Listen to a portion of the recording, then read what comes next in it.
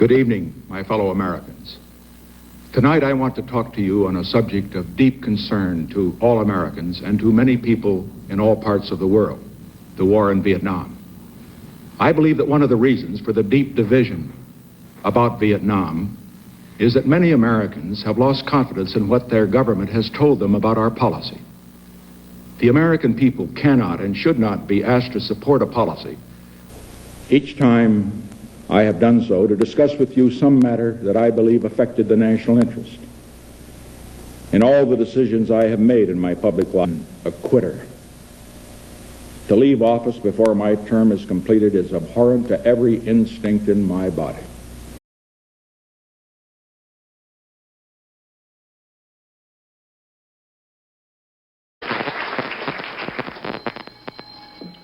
Order, order. I have one announcement to make.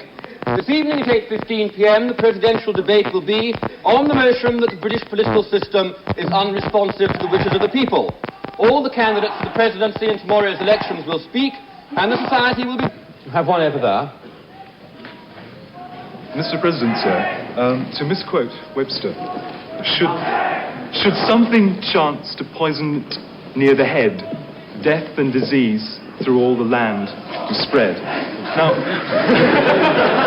been a popular and easy course to follow. Fellow Americans, I come before you tonight as a candidate for the vice presidency.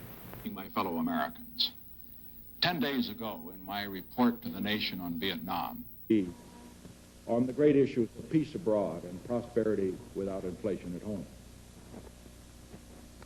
Therefore, I shall resign the presidency effective at noon tomorrow. Soviet domination of Eastern Europe, and there never will be under a Ford administration. Do you want to join me here? Won't you be seated, please, ladies and gentlemen? Come on, Dr. Jaffe and Mr. Krogh, Mr. Ehrlichman. Fine. Mr. Von Fremd has a question for Senator Kennedy. Senator Kennedy, I'd like to shift the... You owed Vice President Nixon and the Republican Party for some strong charges made by former President Harry Truman, who bluntly suggested where the Vice President and the Republican Party could go. Do you feel that you owe the Vice President an apology? Well, I must say that Mr. Truman has his methods of expressing things. He's been in politics for 50 years. He's been President of the United States. Maybe not my style. But I really don't think there's anything that I can say to President Truman that's going to cause him at the age of 76 to change his particular speaking. I have asked for this radio and television time tonight for the purpose to end the war and bring peace with honor in Vietnam and in Southeast Asia. Chamber in the Capitol Building in Washington, D.C. And here is NBC News correspondent John Chancellor. And we are here, they are there, for President Nixon's second State of the Union message, which he will begin delivering in just a few minutes. On your picture.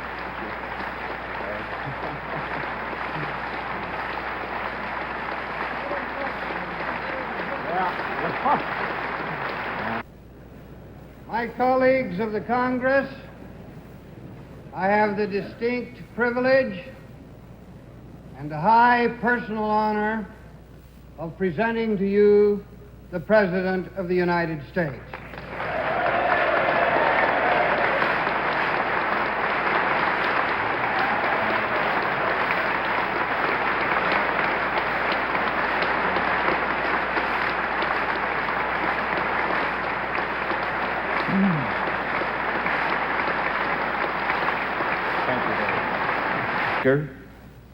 Mr. President, my colleagues in the Congress are... On August 24th, President Eisenhower was asked to give one example of a major idea of yours that he adopted.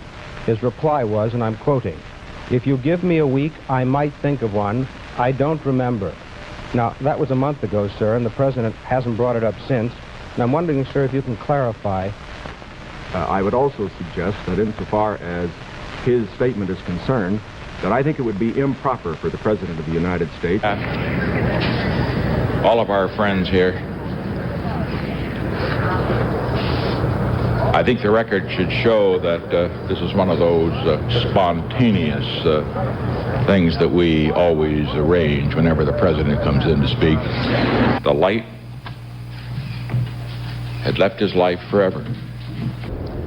South side of the White House, the side that faces the Washington Monument, Turning Basin, and the Lincoln Memorial. To come here for this occasion said it was indeed one of the saddest incidents that he's ever seen. And there's the president waving goodbye, and you hear the applause.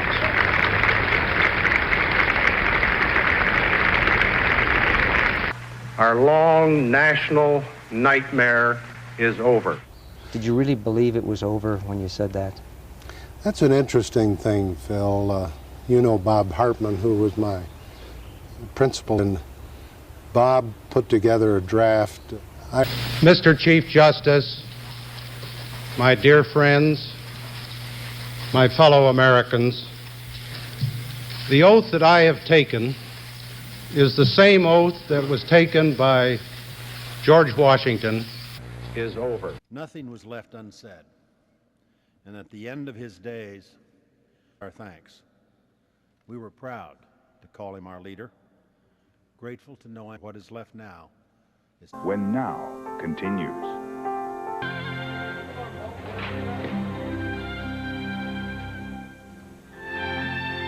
Us an opportunity to reflect on his public and private life. He was to the end a man of contradictions. Weapons. Mr. President, the world has been virtually turned upside down in the 2.5 years since the Berlin Wall came down. Host Richard Allen, permit me to introduce my longtime friend and co-host, Ms. Doyle. He believed in communism, as did all. Brown, now back to you. Mark, thank you. We are awaiting the arrival of Nixon family members, and Mark Coogan is online with us right now. Mark, we were just reflecting on those anti-war demonstrations during the Nixon years. You and I both covered them in the late 60s, the early 70s in particular. We were in Isla Vista at the university there when the Bank of America was burned to the ground. And I recall Nixon won, of course, in a landslide, a re-election victory. That was the year where the Democratic National Committee had... Here comes Ronald Reagan and Nancy Reagan. Ronald Reagan, again, looking quite well. He is 81 years old and looks quite well. He looks much better, frankly, than a couple of months ago. He was at an event and looking a little more frail. He looks very, very, very good today here. They're all coming in. And another, this is quite an incredible array of presidents, if you think about it. This is former President George Bush and his wife. And they are coming through, followed by President Clinton and his wife Hillary Rodham Clinton. Incredible, five presidents right in a row here. Now, we are waiting here. Here comes. Try to go over here to the other side. I'd make an interesting comparison.